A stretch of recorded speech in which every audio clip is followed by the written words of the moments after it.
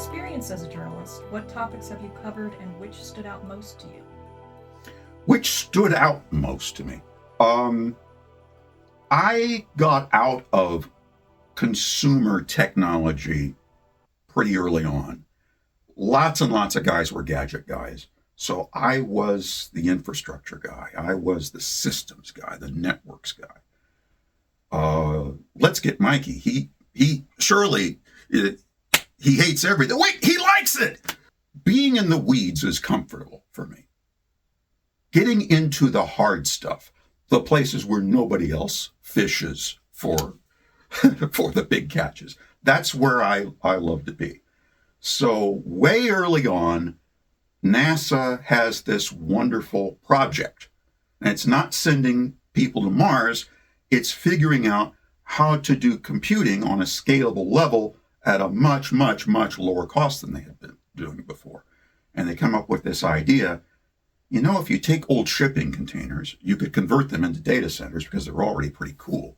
So you're saving a lot of money in cooling expenses. And you could make regularly shaped servers that fit in these shipping containers. And then you want to scale out your data centers, you just make more shipping containers exactly like the one you did before. And then you could standardize it. We take what we did in the space program with making another lunar lander and another lunar lander and making another shipping container. And we could just have a cloud full of these servers. And that's where that started. And that's where I was. So I was cloud when there wasn't cloud.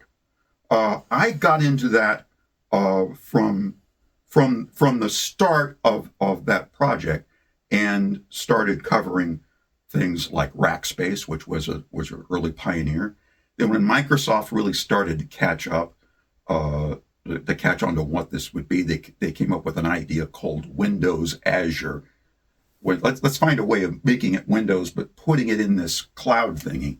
They were halfway there, as we all know. They kicked the Windows out, and that's where everything got better from there. A bookstore, an online bookstore, decided, let's do this cloud thing because then we could actually resell the excess capacity, and that was AWS, that was Amazon, and Google did it too because Google does everything too, and we had a market, and by the time the market was mature enough to talk about it on a regular basis, when the analysts started catching on and saying, ooh, we need to put these performance numbers on a graph. We need to find out what the hype cycle is and things like that. I had already been covering cloud for 10 years. So that was something else that, by virtue of my being ahead of the curve.